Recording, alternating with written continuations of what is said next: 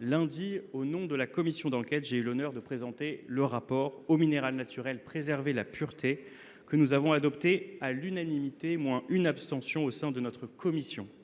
L'occasion pour moi de saluer la présidence très efficace et très sénatoriale, comme il aime le dire, de mon collègue Laurent Burgoa, de saluer aussi les travaux pionniers de ma collègue Antoinette Guhl, l'énergie d'Hervé Gillet qui a porté ce sujet depuis le début avec moi au sein du groupe socialiste et de tous les membres de la commission. Lundi, c'était aussi le temps des révélations, de la transparence, mais aussi celui des propositions. Et nous avons formulé 28 propositions extrêmement précises. Parmi les révélations, une a particulièrement ému l'opinion. C'est le caviardage d'un rapport administratif de la part de l'autorité régionale de santé d'Occitanie. Rapport écrit sous la dictée de l'industriel Nestlé Waters et dénaturé au point que le fonctionnaire instructeur a demandé le retrait de sa signature. Plus largement, le rapport témoigne d'une logique transactionnelle de l'État qui fait le choix jusqu'à l'Élysée de ne pas révéler le scandale aux Français, qui valide des traitements contraires au droit européen, des traitements d'ailleurs dont l'IGAS considère qu'ils constituent une fausse sécurité sanitaire, la sécurité sanitaire n'étant finalement assurée que par la destruction massive et écologiquement difficilement compréhensible de produits finis dans les usines d'embouteillage. Aussi, c'est un État ensablé dont nous avons retracé l'action et la conduite, même si certains fonctionnaires ont fait leur travail. Et je salue ici le directeur de l'ANSES, le directeur général de la Santé, Jérôme Salomon, qui n'ont cessé d'œuvrer inlassablement pour dire que ce qui se passait était des errements. Je finis, Madame la Ministre, en disant que nous avons besoin de vous.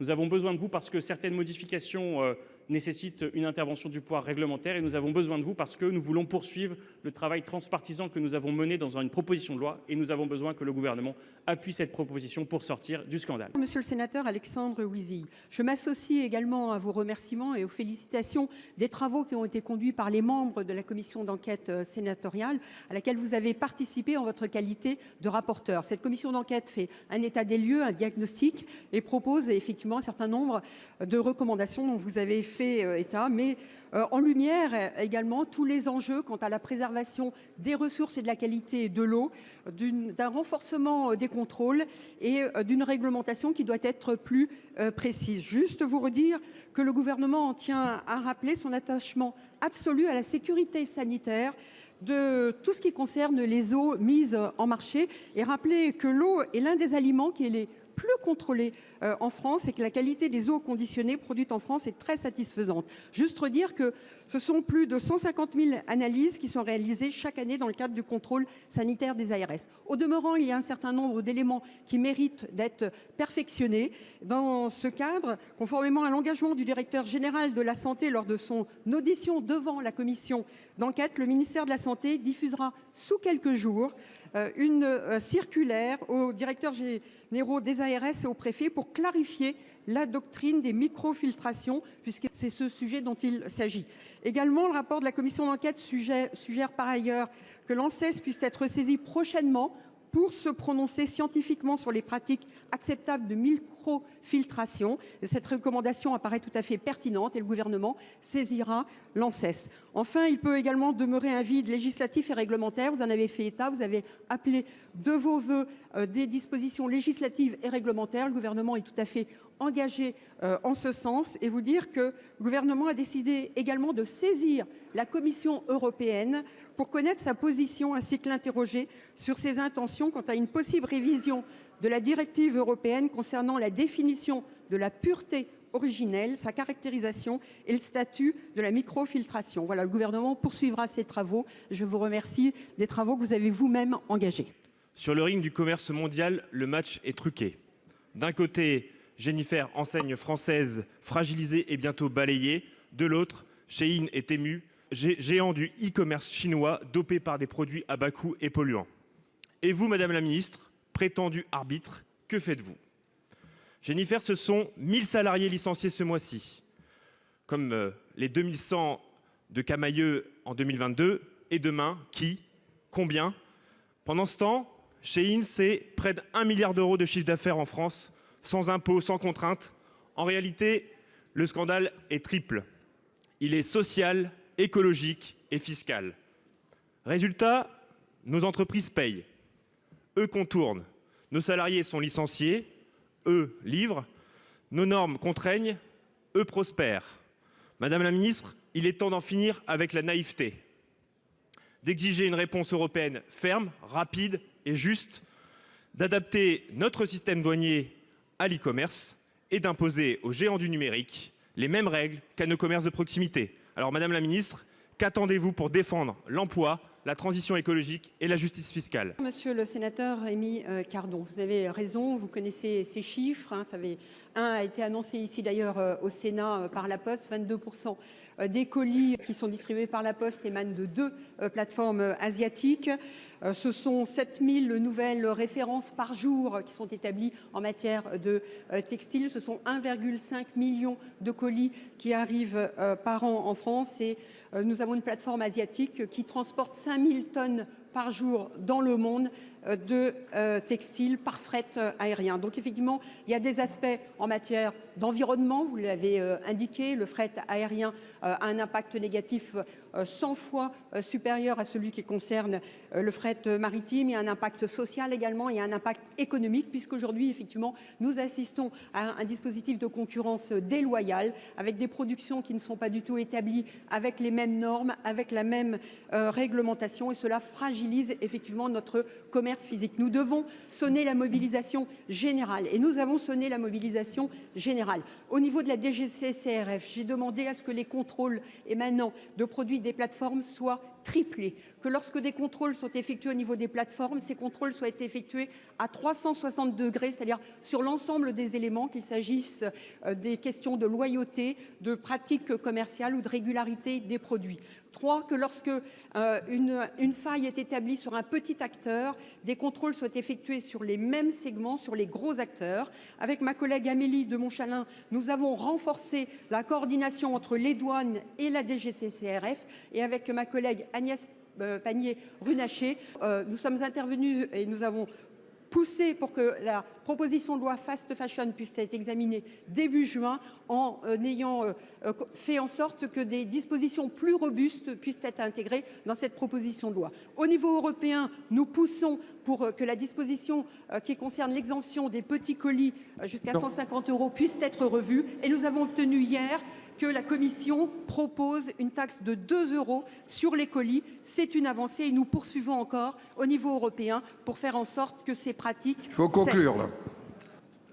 Déjà, merci pour ces éléments de réponse, même si vous savez c'est totalement insuffisant, puisque 2 € de frais de gestion sur des colis qui vont de 20 à 70 € en moyenne, je veux dire, ça va faire peur à personne. Par contre, pourquoi vous ne pouvez pas vous attaquer justement aussi à un problème où Shein encaisse 1 milliard d'euros de chiffre d'affaires et pourtant il paye 0,02% d'impôts. C'est pas moi qui le dis, c'est même le patron de la coopérative U. Enfin bref. Et puis d'ailleurs, je tiens à vous signaler, Madame la Ministre, que à force de parler d'action, l'effet parle plutôt d'abandon. Ce gouvernement fait de la fast fashion sa ligne politique. Tout pour l'image, rien pour la durabilité. Selon le décompte du collectif Les Morts de la rue publié avant-hier, il serait 855 à avoir péri en 2024. 855 personnes, une majorité d'hommes, 112 femmes morts sur la voie publique dans des abris de fortune. 855, dont 19 enfants de moins de 4 ans. Cette situation est intolérable dans notre pays. Or, elle s'aggrave et concerne tous les départements. Depuis 2017, ce nombre de morts de la rue a augmenté de 135%. Pourtant, la fortune des milliardaires français a augmenté de plus de 24 milliards depuis 2019, selon Oxfam. La Fondation pour le logement des défavorisés fait état de 350 000 SDF en 2024. Au-delà des personnes à la rue, ce sont 1 118 000 personnes sans logement à soi. À l'inverse des promesses du président Macron en 2017, les politiques sociales des gouvernements successifs aggravent les risques de se retrouver à la rue. Les places d'hébergement d'urgence et le budget afférent stagnent depuis des années. Le SIAO est plus que débordé et au désespoir des travailleurs sociaux. Votre promesse de 10 000 places supplémentaires ne répondra qu'à 7% des besoins. La loi Kasbarian-Berger a provoqué une chute des constructions de logements sociaux. En 2024, c'est moins d'une demande de logement social sur 10 satisfaite. 9 sur 10 non satisfaites. sur nos territoires. La tension sur les budgets des collectivités et des associations de solidarité les empêche de répondre aux besoins exprimés. Les difficultés d'accès aux soins en santé mentale accentuent aussi la marginalisation de certaines personnes.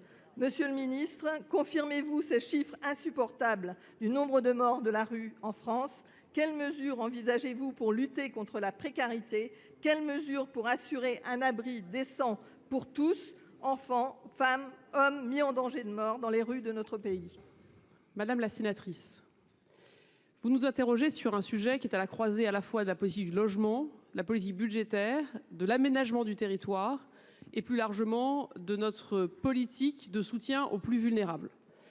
Je réponds aujourd'hui alors que Valérie Létard aurait pu évidemment vous donner les détails sur les chiffres, les politiques qu'elle mène dans son action résolue en tant que ministre du Logement. Je voulais vous répondre sur un élément qui a été moteur depuis 2017, c'est la politique du logement d'abord. Logement d'abord, c'est un plan massif d'investissement avec les collectivités pour sortir de la logique de l'urgence et redonner aux personnes de la dignité. Nous parlons de centaines de milliers de Français et de familles qui, depuis 2017, ont été sortis de la précarité et de cette boucle infernale de l'hébergement d'urgence où on ne se réinsère pas, on ne se scolarise pas et où on ne peut malheureusement pas trouver un travail ni trouver un emploi. Logement d'abord, ces centaines de milliers de familles qui ont été sorties de la précarité est une politique que nous continuons de soutenir grâce aux collectivités. Dans notre politique, hier, avec Valérie Létard, nous avons continué à soutenir les bailleurs sociaux en signant le décret de la RLS pour en réduire le poids en 2025. Avec Valérie Létard, nous soutenons toutes les mesures, notamment dans le cadre de l'ANRU, mais également de l'ANA pour les personnes les plus fragiles. Et je veux vous dire, Madame la sénatrice, que nous ne voulons pas opposer les Français entre eux. Tous les Français contribuent à la solidarité nationale. Je vous sais attaché à la justice fiscale, nous aussi. Je vous sais attaché au fait que les comptes publics doivent être respectés. Et nous luttons, je viens de le dire, contre la fraude, toutes les fraudes, qu'elles soient fiscales, qu'elles soient sociales. Je ne souhaite pas ici que nous opposions les efforts que nous faisons sur des politiques d'ampleur et l'appui aux plus vulnérables. Je pourrais vous donner avec Valérie Létard les chiffres du budget du logement. Nous n'avons pas gelé, nous n'avons pas annulé les crédits alliés qui sont dédiés au logement d'urgence. Nous n'avons pas annulé, nous n'avons pas gelé les crédits liés à la politique du logement social. Notre politique est lisible, nous voulons que ça fonctionne mieux et nous n'y arriverons que parce que dans chaque bassin de vie, dans chaque commune, nous travaillerons main dans la main, sans polémique et sans effet malheureusement trop souvent d'annonces qui manquent derrière d'activité. Je crois que les chiffres sont têtus, le nombre de morts dans la rue augmente et le logement d'abord ne répondra pas à cette difficulté. Et je crois que c'est la dignité des personnes et nous leur devons un toit pour tous les Français.